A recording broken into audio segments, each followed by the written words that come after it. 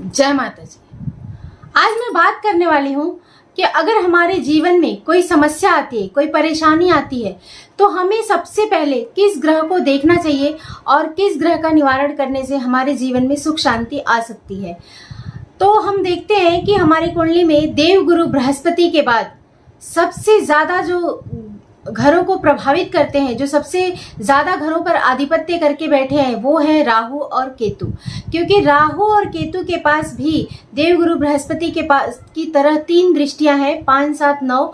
तो राहु जहां भी बैठेगा वहां से 5, 7, 9 को आधिपत्य करके रखेगा उन घरों पर, और केतु भी जहां बैठेगा वहां से भी वो 5, 7, 9 यानी 3 घर राहु के और 3 घर केतु के प्रभाव में हमेशा रहते हैं। यानी कुंडली का आधा हिस्सा, 6 घर जो हो गया कुंडली का 6 भाव, वो राहु और केतु के प्रभाव में रहता है। तो राहु और केतु ऐसे ग्रह हैं, जब आप देखेंगे कि राहु और केतु की बॉडी को अगर देखें तो राहु जो है वो सिर है और केतु पैर है। यानी केतु पूरा धड़ है, क्योंकि राहु के पास दिमाग है और केतु के पास सिर्फ दिल है, इमोशंस है। तो राहु जो है वो एक तरीके का कह सकते हैं कि दिमाग से चलता है, जो शरीर की जरूरतों पर ध्यान रखता है। जैसे हमारे शरीर को हर तरीके की सुख सुविधा चाहिए, अच्छा खाना चाहिए, अच्छा कपड़ा चाहिए, लग्जरी चाहिए, हर तरीके की भोग विलासिता हमारे शरीर को चाहिए। तो राहु इस बात का ध्यान रखता है कि हमें वो सब चीज चाहिए जो इस दुनिया में है।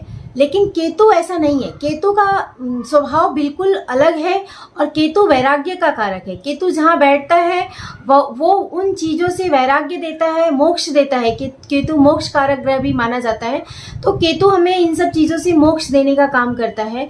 तो क्योंकि केतु के पास इमोशंस है, दिल है, तो वो दिमाग नहीं लगाता है, वो आत्मा की पूर्ति के लिए काम करता है। जो राहु है वो हमारे शरीर के डिजायर को पूरा करता है, हमारे शारीरिक भोग को बढ़ाता है। तो जो केतु है वो हमारे आत्मिक सुख का कारक है और हमारी आत्मा की खोज के लिए, उसकी मुक्ति की खोज के लिए हमेशा कामना करता है। यानी कि आपको स्पिरिचुअल ग्रोथ देने के लिए केतु का लॉजिकल होना, केतु का आपकी कुंडली में शुभ होना बहुत ही ज्यादा आवश्यक है।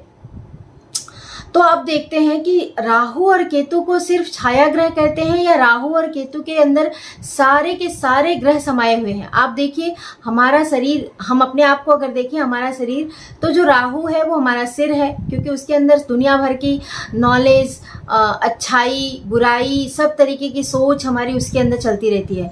तो देखिए कि हमारा जो आत्मा है, जो सूर्य है, वो भी इसी के अंदर है।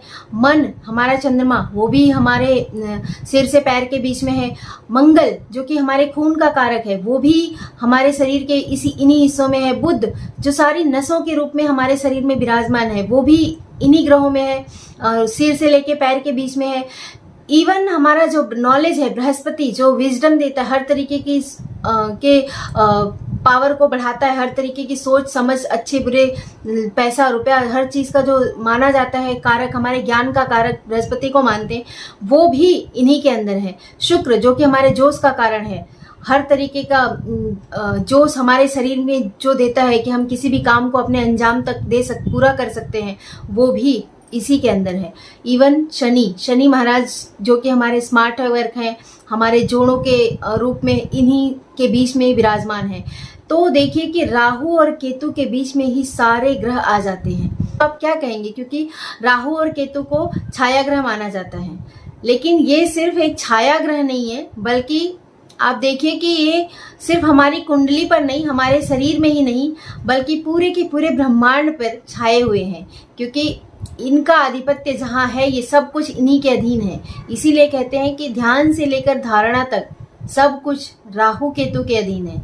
तो अब आप समझ गए होंगे कि अगर हमारी लाइफ में किसी भी तरीके की कोई समस्या या परेशानी आती है, तो हमें सबसे पहले अपने राहु और केतु को देखना चाहिए, क्योंकि सब कुछ इन्हीं से शुरू हो रहा है और इन्हीं में खत्म हो रहा है। तो आज के लिए बस इतना ही।